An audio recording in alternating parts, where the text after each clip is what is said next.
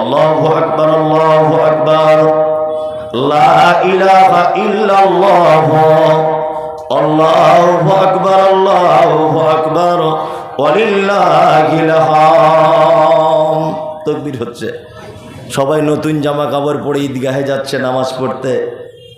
আপনার 85 বছরের 90 বছরের আব্বা সেও বাড়িতে আছে। তোমাদের 4 ভাইয়ের 2 তলা করে বাড়ি, তোমার মা সিঁড়ি দিয়ে উঠতে পারে না। ওই জন্য 4 ভাই সিদ্ধান্ত নিয়েছে মশারি টাঙিয়ে ছোট ভাইয়ের সিঁড়ির ঘরের তলাতে তোমার মায়ের বিছন করে দেওয়া হয়েছে। তোমার মা বিছানাতে পড়ে আছে। তোমার মায়ের বয়স 85, তোমার আব্বার বয়স 90 বছর। তোমার মা তোমার আব্বাকে খুব ক্লান্ত কণ্ঠে বলছে, আব্দুল্লাহর আব্বা আজকে ঈদের দিনে নামাজ পড়তে যাবে না? বলছে যাবার তো খুব ইচ্ছা, গোসল করাও হয়নি, নতুন জামা কাপড়ও নাই, কি পরে যাব? আপনার মা তখন হাতে পায়ে কোনো রকম হেঁটে বাক্স থেকে একটা পুরাতন লুঙ্গি বার করে দিয়ে বলেছে, যেমন হোক করে একটু গোসল করে তুমি ঈদগাহে যাও, ঈদের নামাজটা অন্তত পক্ষে পড়ে এসো। ঈদের নামাজ পড়তে গেল, নামাজ পড়ে সবাই চলে এলো। তোমার 90 বছরের আব্বা লাঠি নিয়ে আস্তে আস্তে আস্তে আস্তে তোমাদের মেন গেটের সামনে এসে বসে আছে। দুপুর 2টো বাজে, 4টে বৌমা কেউ খোঁজ নিল না যে আব্বা মা কি করছে ঈদের দিন, আজকে কি খাচ্ছে তারা, কেন এই অবস্থা। অনেক বাপ মা এই অবস্থায় দিন কাটাচ্ছে না? কাটাচ্ছে। কত বড়ই বক্তা হই, আমার মা আজও পর্যন্ত আমাকে তুই বলে ডাকে, এখনো পর্যন্ত ফোন করে খোঁজ নেয়, কত দূর গেলি, বাড়ি আসবি আজকে, সাবধানে যাস, তাড়াতাড়ি করে আসিস। এই তুই শব্দটা এটা কে বলে? মা। মায়ের কাছে আপনি কখনোই কোনো কিছু আশা করতে পারেন না। আল্লাহ তাআলা বলছেন, উফফেও ওয়ালা তানহারহুমা ওয়া কুল লাহুমা কাওলান কারীমা। তুমি তোমার পিতামাতার সঙ্গে সদ্ব্যবহার করো, উত্তম কথা বলো। ইনশাআল্লাহ আমরা চেষ্টা করব, ইনশাআল্লাহ। বর্তমান বাজার যে পুরো উল্টা দিকে চলছে না? পুরো উল্টা দিকে চলছে। আল্লাহ কই উল্টা দিকে আপনাকে দেখায়। এই বুড়ো হয়ে গেলে আব্বা মা বুড়ো হয়েছে, বাপ মাকে তো খেতে দিতে হবে, 4-5 ভাই তারা, তা কীভাবে দিচ্ছে? পালি। মনে হচ্ছে ওর বাপ ইমাম সাহেব আর ওর মা মুয়াজ্জিন মসজিদের, তাই না? হ্যাঁ। আর 2 দিন 1 দিন যদি বেশি কম হয়ে যাচ্ছে তো বৌমারা বলেও দিচ্ছে, ক্যালেন্ডার দেখে খেতে পারো না, আজ ক তারিখ হলো, বলছে কি বলছে না? আর কেউ কেউ বলছে আমাদের তরকারি কি খুব মিষ্টি, ছেড়ে যেতে মন চায় না, বলছে কি বলছে না? বলছে। আল্লাহ পিতা মাতার ব্যাপারে কোরআন মাজিদে যে কথা বলেছেন, এই কথা অন্য কোনো ব্যাপারে তিনি বলেছেন কিনা আমার তদন্তের বাইরে, একদম বাইরে। দেখুন আপনাকে আপনার পিতা মাতার ব্যাপারে বলে দিচ্ছি। আপনি দিল্লিতে কাজ করতেন, দিল্লিতে তা বাড়ি আসছেন, তা আপনার স্ত্রীকে ফোন করে বলছেন, হ্যালো তোমার জন্য কিছু নিয়ে যাব? তা আপনার স্ত্রী ফোনটা ধরে বলছে, হ্যাঁ অবশ্যই নিয়ে আসবে, শাড়ি জামা কাপড়, আর আমার বোনের জন্য 2টো শাড়ি জামা কাপড় আনবে। এনেছে, কেনাকাটা রেডি, দোকানে আছে দিল্লিতে। ও এইখান থেকে আবার ফোন করছে ওর স্ত্রী, ভালো কালার দেখে নিয়েছে তো? বলছে হ্যাঁ ভালো কালার দেখে নিয়েছি। তো বলছে এত দেরি হচ্ছে কেন, এখনও দোকানে কি করছো? তখন ওই লোকটা বলছে দিল্লিতে বসে বসে যে সবার কেনাকাটা রেডি, এবার আমার মায়ের জন্য একটা শাড়ি আর বাপের জন্য একটা লুঙ্গি কিনবো, ঈদের দিনে পড়বে তাই। ওর স্ত্রী তখন বলছে ঠিক এই ভাষাতে, কেন প্রত্যেক বছর তুমি কেন আব্বা মায়ের লুঙ্গি জামা দিতে যাবে? তোমার আর 3টে ভাই চোখে দেখতে পাই না, চলে এসো বাড়ি। ও বাড়ি চলে এলো। 4 ভাই দিল্লি থেকে ফিরেছে, ঈদের দিনে মসজিদে তাকবীর হচ্ছে, আল্লাহু আকবার, আল্লাহু আকবার, লা ইলাহা ইল্লাল্লাহ, আল্লাহু আকবার, আল্লাহু আকবার, ওয়ালিল্লাহিল হামদ। তাকবীর হচ্ছে। সবাই নতুন জামা কাপড় পরে ঈদগাহে যাচ্ছে নামাজ পড়তে। আপনার 85 বছরের 90 বছরের আব্বা সেও বাড়িতে আছে। তোমাদের 4 ভাইয়ের 2 তলা করে বাড়ি, তোমার মা সিঁড়ি দিয়ে উঠতে পারে না।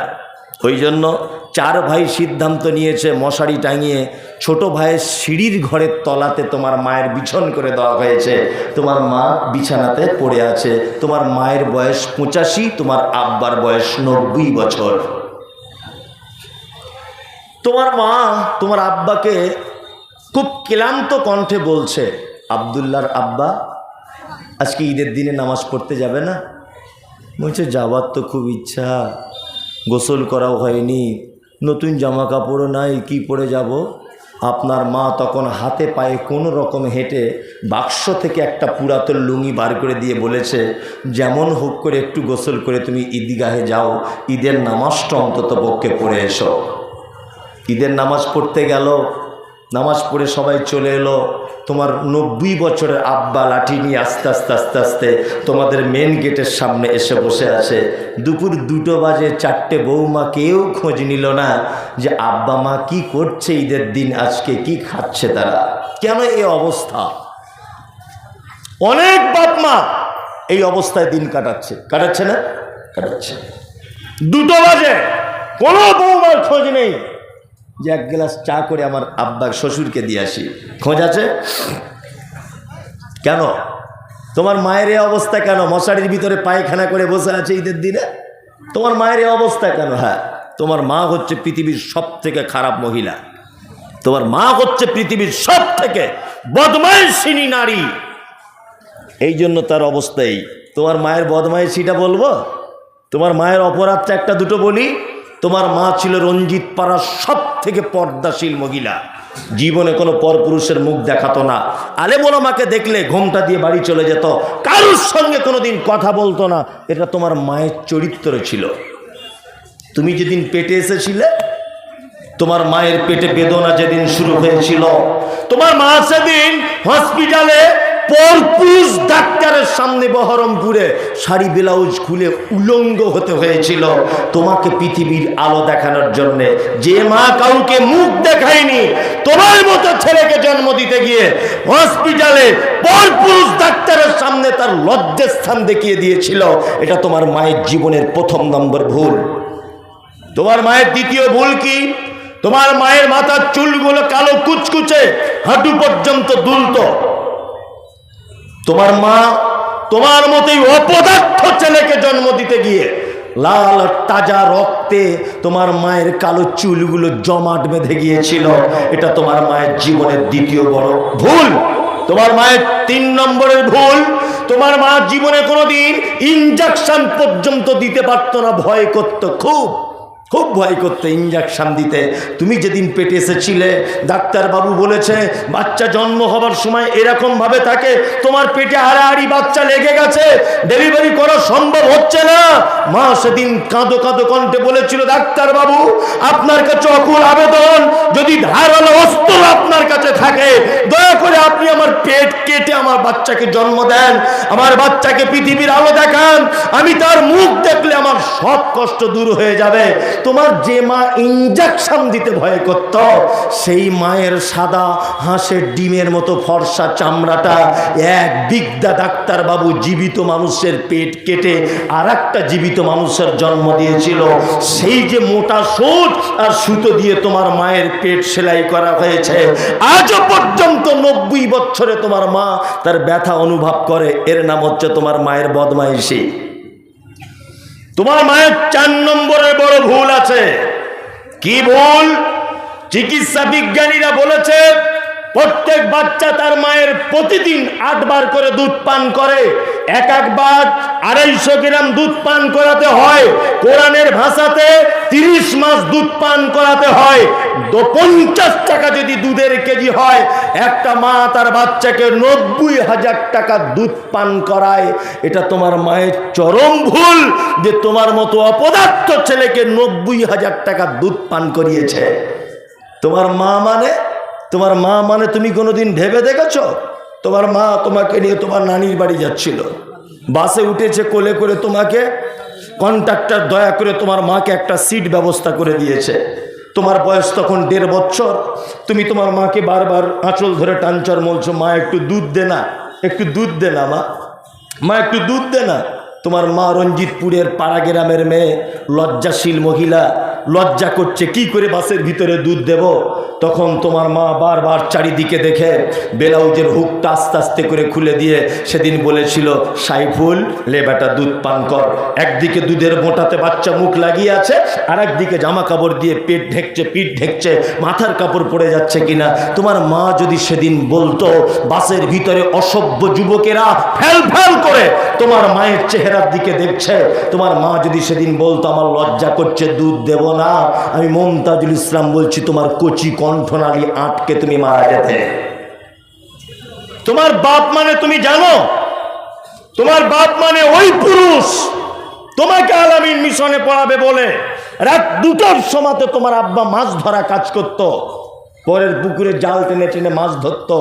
অনকনে শীতে তোমার আব্বা জাল নিয়ে পুকুরে নেমে যেত। কোনোদিন বুঝতো না যে আমাকে ঠান্ডা লাগছে, কারণ তোমার যে স্বপ্ন পূরণ করতে হবে, তুমি আলামিন মিশনে ভর্তি হবে বলেছ। এই স্বপ্ন পূরণের জন্য এটা হচ্ছে তোমার আব্বা। কোরআন কি বলছে? কোরআন বলছে ইয়াসালুনাকা মাযা ইউনফিকুন কুল মা আনফাকতুম মিন খাইরিন ফালিল ওয়ালিদাইন ওয়াল আকরাবিন ওয়াল ইয়াতামা ওয়াল মাসাকিন ওয়া বনিস সাবিল ওয়া মা তাফআলু মিন খাইরিন ফাইন্নাল্লাহা বিহি আলিম। নবীকে জিজ্ঞাসা করা হচ্ছে, নবী আপনি বলুন, সারা পৃথিবীতে আমরা যত টাকা খরচা করি, যত টাকা ব্যয় করি, উত্তম খরচার জায়গা কোনটা? আল্লাহ নবীকে বলছেন, নবী কুল আপনি বলে দেন, মা আনফাকতুম মিন খাইরিন ফালিল ওয়ালিদাইন, সবথেকে উত্তম খরচা করার জায়গা হচ্ছে সন্তান তার বাপ মায়ের জন্য যে টাকাটা খরচা করে, এটা হচ্ছে উত্তম খরচা করার জায়গা। ওই জন্য তো আমি বলেছি, জলসা শুনতে এসেছেন রঞ্জিত পাড়াতে, আলহামদুলিল্লাহ, জলসা আপনি শুনুন। এইখানে 10,000 টাকা দান করলে 10,000 নেকি হবার সম্ভাবনা আছে, কিন্তু বাড়ি যাবার সময়তে যদি 100 টাকা দিয়ে আপনার মায়ের জন্য একটা ওড়না কিনে নিয়ে যান, আর মাকে গিয়ে যদি বলেন, মা তুমি নামাজ পড়ো, ঠান্ডার দিনে তোমার জন্য একটা ওড়না কিনে নিয়ে এসেছি, আমি মমতাজুল ইসলাম বলছি 10,000-এর থেকে 100 টাকার নেকি অনেক অনেক গুণে বেশি। কোথায় জান্নাত যেতে চাইছে? 4 বার করে ওমরা হজ করতে যাচ্ছে লোকটাকে দেখলাম। টাকা আছে, কি করবে, মাথায় কাজ করে না। হ্যাঁ, আর ওর মা ভাত খাচ্ছে পালি সিস্টেমে। হজে যাওয়ার আগে বলছে, মা 13 তারিখে আমাদের বাড়ি, তাহলে চলে আসিস, এখন ছোটদের বাড়িতেই খা। এই লোক যাচ্ছে জান্নাতে যাবার উদ্দেশ্যে ওমরা করতে হজে। ও ভেবেছে মনে হয় টাকা দিয়ে প্লেন চেপে গেলেই মনে হয় জান্নাত ঢুকে যাওয়া যাবে। এটা ওর ধারণা। কি বলছি তাই না? এই ধারণা ঠিক না বেঠি? বেঠি। পৃথিবীতে যদি জান্নাত আপনি যেতে চান, অবশ্যই আপনার পিতামাতার সঙ্গে সদ্ব্যবহার করার চেষ্টা করুন। বয়স্ক মানুষরা ভাবছে ভালোই বক্তা এনেছে, আমাদের ব্যাপারে বলছে, তাই না? আমাদের ব্যাপারে বলছে, তাই না? খুব মজা লাগছে না? ছোট্ট খোকন বলল সেদিন বাবাকে তার ডেকে, বাবা তোমার চুলগুলো সব যাচ্ছে কেন পেকে? বাবা বলে, যাদের ছেলে দুষ্টুমিতে পাকা, তাদের বাবার মাথার চুল যায় না কাঁচা রাখা। ছোট্ট খোকন বলল, তখন হয়নি আমার ভুল, তুমিও তো ছিলে আমারই মতো, তাই পেকে ছিল দাদুর চুল। বুঝেছেন কিছু? একটা বাচ্চা ছেলে তার বাপকে বলছে, আব্বা তোমার চুলগুলো মাথায় পেকে যাচ্ছে কেন? বলছে, ওরে যাদের ছেলেরা খুব বদমাইশ না, এই টেনশনে টেনশনে চুল পেকে যায়। ছেলেটা তখন বলছে, তাহলে দাদুর চুল পাকলো কেমন করে? তুমিও নিশ্চয়ই মাল্টিভিটামিন ছিলে। এটা প্রশ্ন। যে সমস্ত বুড়ো মানুষরা আজকে ভাবছে যে আমার ব্যাটার আমাদের দেখে না, এই আপনাকে বলছি, আপনার ব্যাটার এখন যে বয়স, আপনার যখন এই বয়সটা ছিল, আপনি এই ব্যবহার করেছিলেন বাপ মায়ের সাথে? হ্যাঁ, ব্যতিক্রম। ওরা পার্সেন্টেজে আসে না, 2-1 মানুষ। কি বলছি বুঝতে পারছেন না? 2-1 মানুষ। আজকে আপনি বড় আফসোস করছেন, তাই রে 4টে বৌমা থাকার পরেও আমাদেরকে দেখে না। হ্যাঁ, ঠিক আপনার আব্বাও এইরকম আফসোস করে পৃথিবী থেকে চলে গেছে। আপনার স্ত্রীর আপনি যেদিন রক্ত তেজ ছিল 10 পয়সাও দাম দেননি। ঘটনা ঘটছে কি ঘটছে না? এগুলো বাস্তব চিত্র নয়, বাস্তব চিত্র এইগুলি। যাই হোক, পবিত্র আল কোরআনে আল্লাহ সুবহানাহু ওয়া তাআলা একটা একটা করে সিরিয়াল বলেছেন, আরো অনেক সিরিয়ালের কথা আছে। আল্লাহ তাআলা তারপরে বলছেন যে তোমার পিতামাতার ভিতরে কেউ যদি একজন তোমাকে যদি বাধ্য করে আল্লাহর সঙ্গে শিরক করো, আর সেই ব্যাপারে তাদের যদি কোনো জ্ঞান বুদ্ধি না থাকে, তবুও তুমি আল্লাহর সঙ্গে শিরক করবে কি না? শিরক মারাত্মক ভয়াবহ বড় পাপ। আল্লাহ এই কথা পবিত্র আল কোরআনে বলেছেন। আমি অনুবাদ করে আপনাদেরকে এতক্ষণ পর্যন্ত শুনিয়ে দিয়েছি। বলতে বলতে এখন বাজে 9:30। এটা একটা মাদ্রাসার প্রতিষ্ঠানের জলসা, আর এই প্রতিষ্ঠানগুলি আপনাদের আর্থিক সহযোগিতায় চলে। কি বললাম বুঝলেন? আপনাদের আর্থিক সহযোগিতায় চলে। আমি এটা জানি যে যদি 10-20 টাকা চাই আপনাদের কাছে, অ্যালার্জি শুরু হয়ে যাবে, এখনই লোক পালাবে, তাই না? তা আপনার কাছে অনুরোধ, টাকা দিবেন না দিবেন ওটা আপনার ব্যাপার, আপনি অন্তত বসে থাকুন। কি বললাম বুঝলেন? আপনি অন্তত পক্ষে বসে থাকুন, টাকা দিবেন না দিবেন ওটা আপনার ব্যাপার, ওটা অন্তত পক্ষে আপনি বসে থাকুন। দয়া করে যারা এখানে বসে আছেন, সকলেই আমরা আছি। অনেকজনের আব্বা মারা গেছে, অনেকজনের মা মারা গেছে, অনেকজনের আত্মীয় স্বজন মারা গেছে। মৃত মানুষের জন্য একটি মাত্র দরজা খোলা আছে, তার নাম সাদকা বা দান। কি বললাম বুঝলেন? এবার একটা চমৎকার ঘটনা আপনাদের সামনে বলছি, মনোযোগ সহকারে শুনুন। আমাদের নবী মুহাম্মদ সাল্লাল্লাহু আলাইহি ওয়াসাল্লাম পৃথিবী থেকে যেদিন বিদায় নিয়েছিলেন, অর্থাৎ মারা গিয়েছিলেন, দিনটির নাম কি?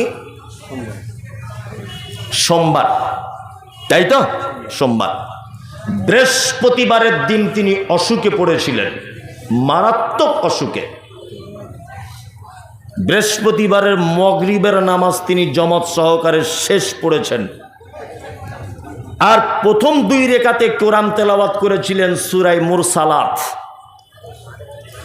যার শেষ আয়াত ছিল ফাবিআইয়ি হাদিসিম বাদাহু ইউমিনুন। আল্লাহ বলছেন যে তোমরা কি এর পরেও অন্য কোনো কথার উপরে ঈমান আনবে? নবীজি যেন উম্মতের উদ্দেশ্যে এই কথাটা বার্তা দিতে চেয়েছিলেন।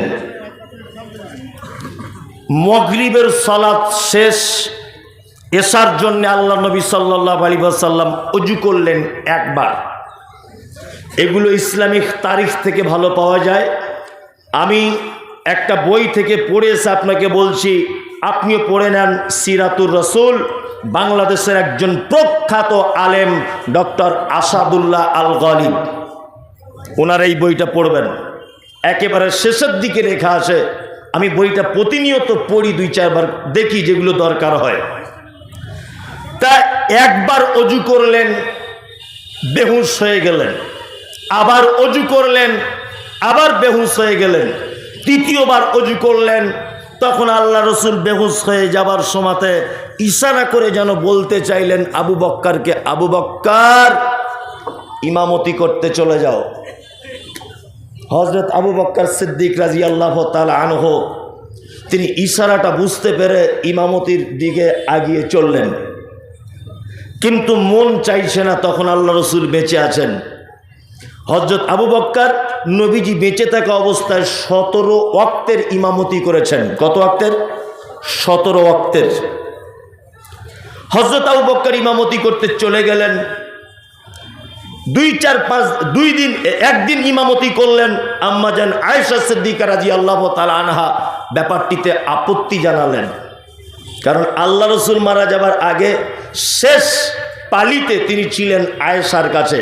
সমস্ত বিবিরা সিদ্ধান্ত নিয়েছিলেন আয়েশার কাছে আল্লাহ রসুল শেষ জীবনটা থাকুক, তাই না?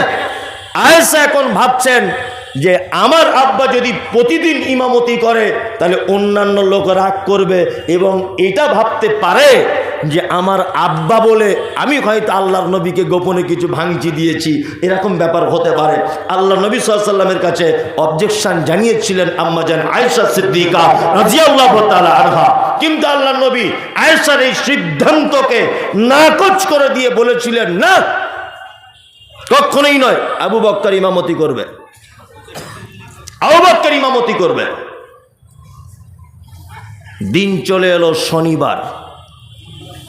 আল্লাহ রসুল সাল্লাল্লাহু আলাইহি ওয়াসাল্লাম একটু সুস্থতা বোধ করলেন যে আমি যেন একটু সুস্থ। দুইজন সাহাবীকে ডাকা হলো, দুইজন সাহাবীর কাঁধে ভর দিলেন। ভর দেওয়ার পরে আল্লাহ রসুল নববীতে ঢুকলেন। যখন নববীতে ঢুকছেন তখন আবু বক্কর ব্যাপারটা বুঝতে পেরে পিছনে চলে আসার একটা সিদ্ধান্ত নিলেন। আল্লাহ রসুল ব্যাপার বুঝতে পেরে আবু বক্করকে ইশারা করে বললেন, আবু বক্কর নিজের জায়গাতে দাঁড়াও, ইমামতি করো। আল্লাহ রসুল আবু বক্কর ইমামতি করছেন জোহরের। আল্লাহ রসুলকে গিয়ে বসানো হলো আবু বক্করের বাম দিকে। আল্লাহ রসুল এখন হলেন ইমাম, আবু বক্কর হয়ে গেলেন সাথে সাথে মোকাব্বির। ইসলামের প্রথম মোকাব্বির হচ্ছেন হযরত আবু বক্কর সিদ্দিক রাদিয়াল্লাহু তাআলা আনহু। ইমামতি করলেন, বাড়ি চলে এলেন।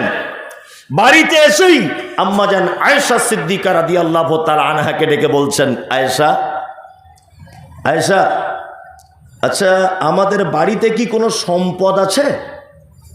তা আম্মাজান আয়েশা বলছেন, আমি সিরাতুর রাসূল থেকে বলছি যে আমাদের বাড়িতে 5টা থেকে 9টা স্বর্ণের কয়েন আছে, অর্থাৎ দিনার।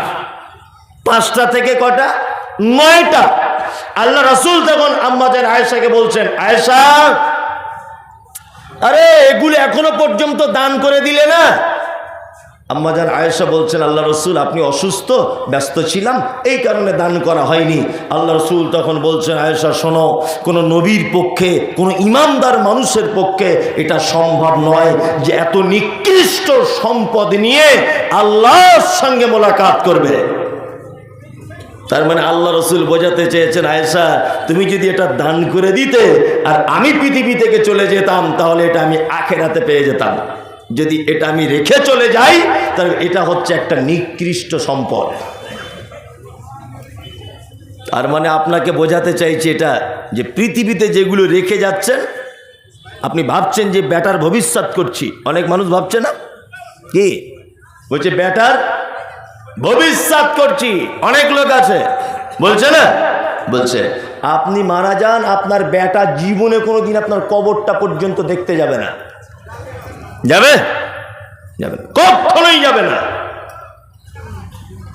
ওসব ভ্রান্ত পথ থেকে চলে আসুন। আপনার কাছে বিনীত অনুরোধ, অত্র প্রতিষ্ঠান উল্লেখযোগ্য শিক্ষা প্রতিষ্ঠান, কমিটি এরা খুব কড়া পদক্ষেপ গ্রহণ করছেন। আমি যা শুনলাম এসে থেকে আপনাদের কাছে বিনীত অনুরোধ, উক্ত প্রতিষ্ঠানে আপনাদের জাকাত সাদকা সাধারণ দান দিয়ে আপনারা একটু সহযোগিতা করুন।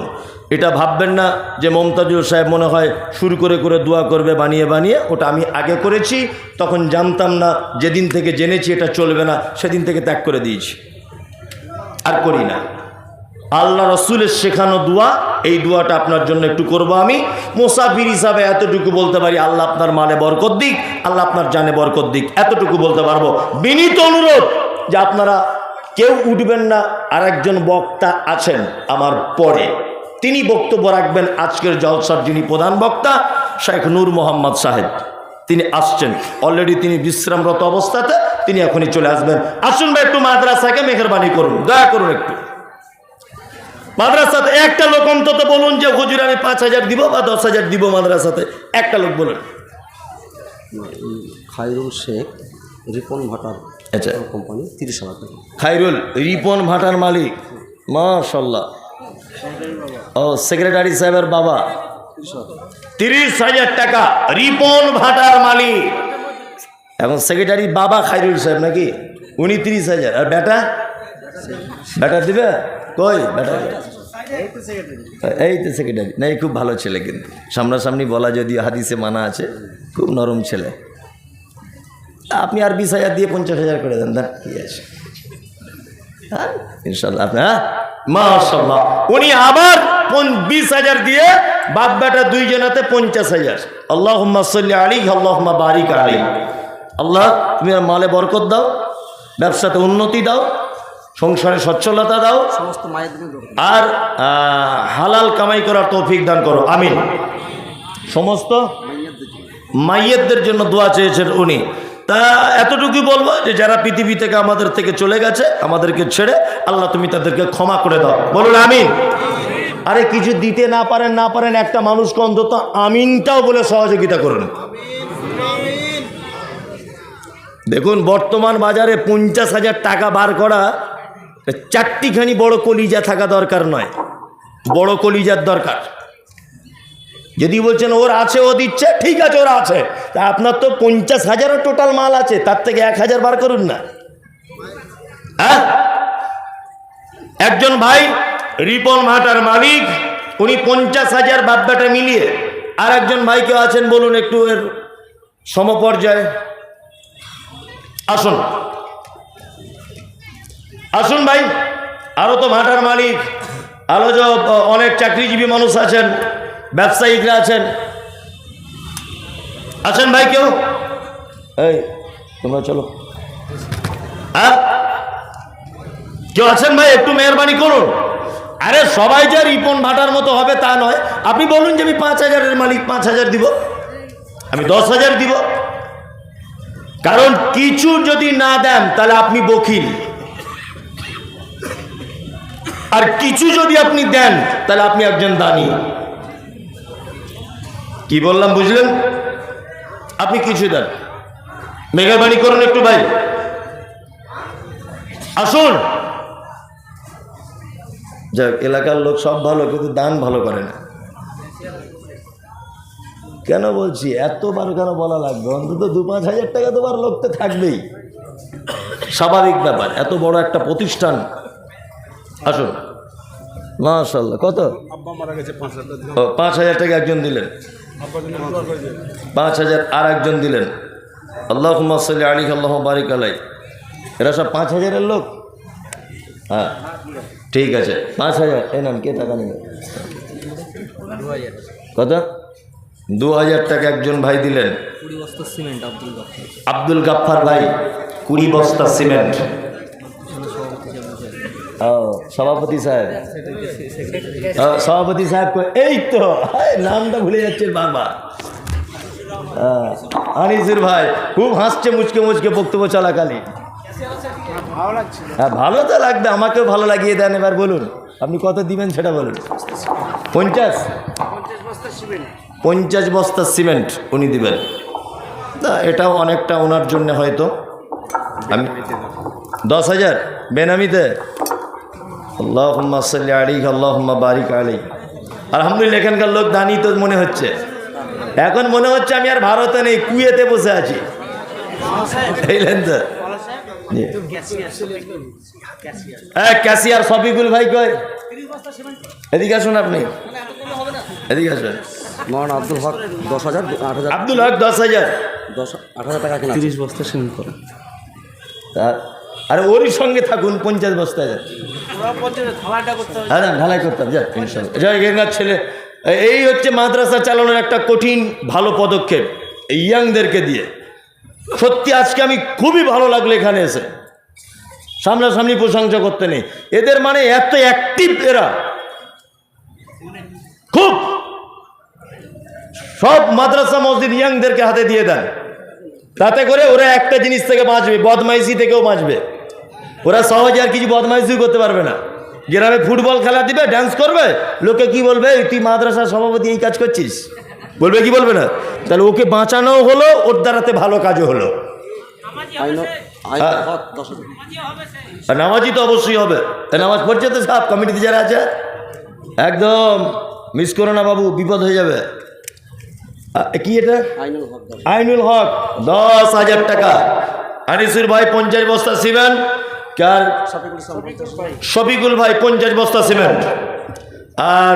আর কেউ আছেন ভাই আপনাদের ভিতরে? জাকির, জাকির কয়?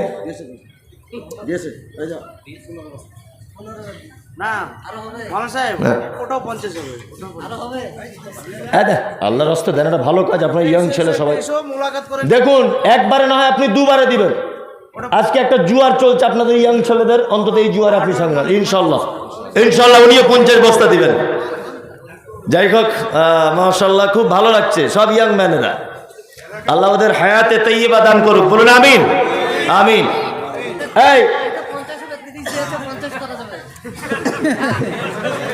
এই ভাই আসে, হার্ডওয়ার্সের মালিক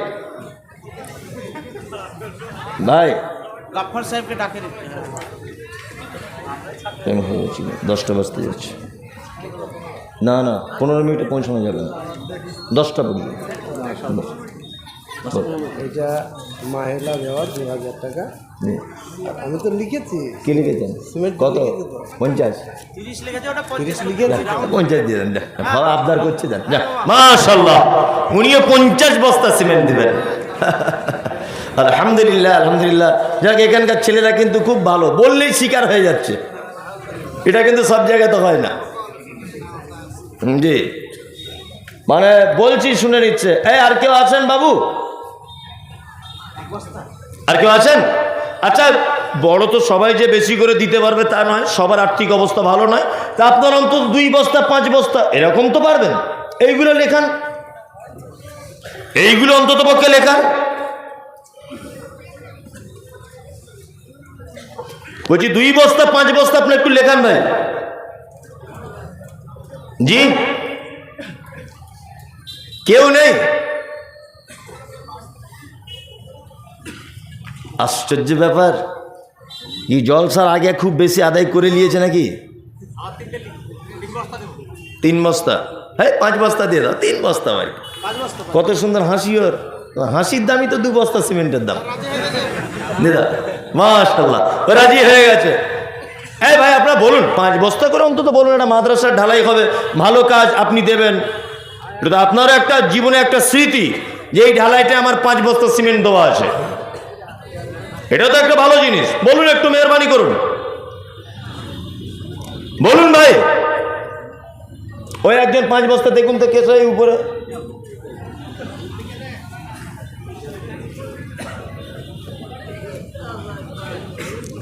কি নাম? ওটা ইউনুস। হ্যাঁ, বলেন 10 বস্তা দিতে হবে। হ্যাঁ ইউনুস ভাই, আপনি 10 বস্তা দিতে পারবেন বলছেন, দিয়ে দেন। হ্যাঁ।